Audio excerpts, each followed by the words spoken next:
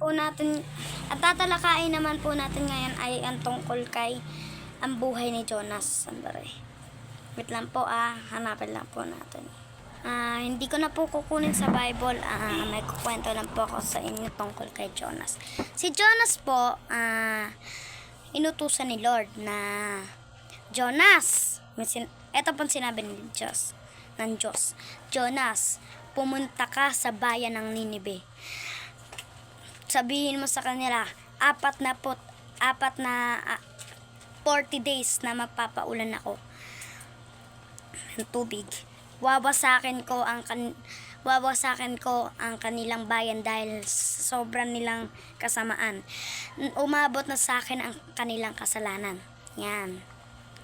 Ngunit sa halip na pumunta si Jonas sa Ninive, tumakas siya papuntang Tarsis.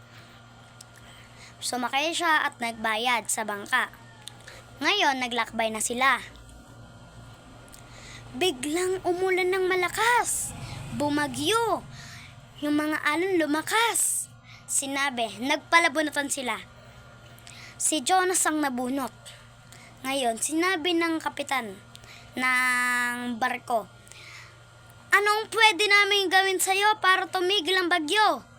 Sabi ni Jonas, ihagis niyo ko sa dagat at papayapa ang bangka. Pero natakot sila. I'm sorry po, pero barko pala yun. Buti may kasama tayo rito. Para guminhawa ang barko.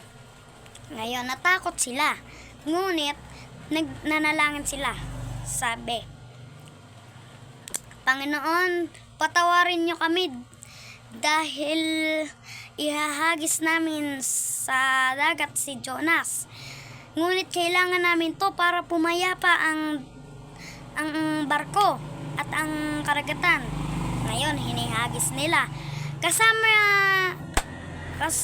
Nandun si Jonas, 'di ba? Hinagis nila sa dagat. Ngayon, may malaking isda sa karagatan, ilalim.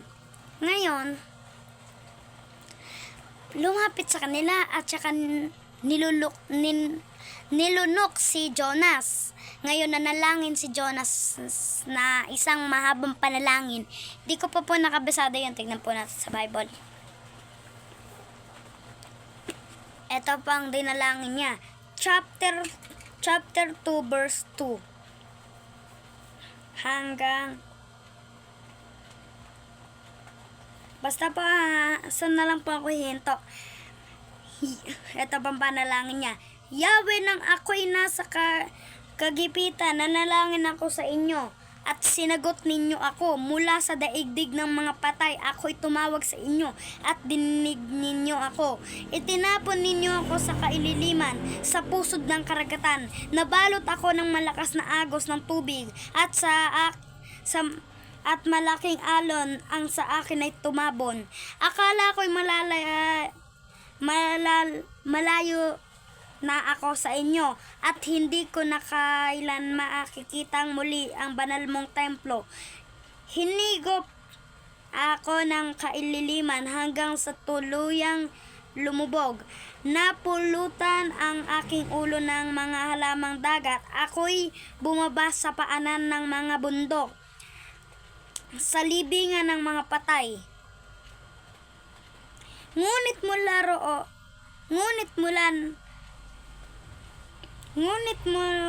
rooy buhay akong inayaon, O Yahweh.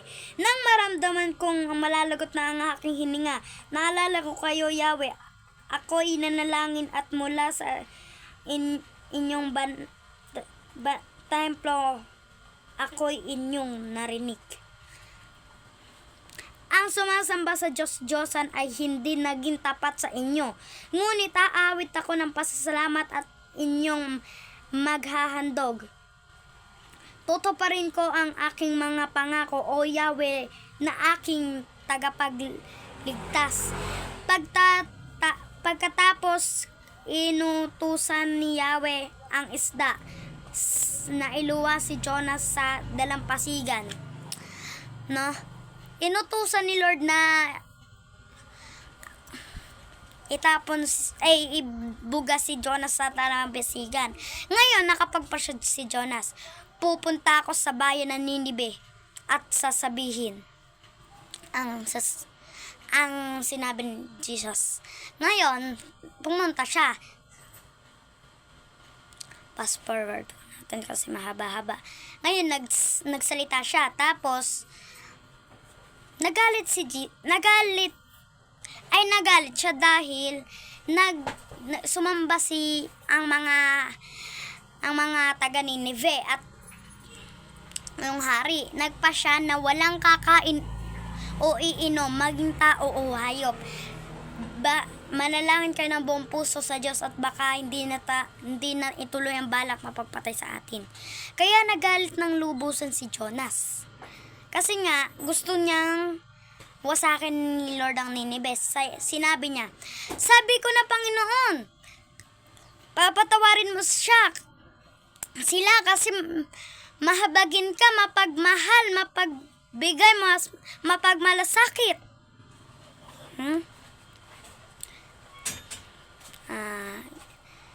Sa susunod na po natin itutuloy kasi masyadong mahaba yun. Maraming salamat po sa pakikinig. Bye-bye. More sharing, more blessing.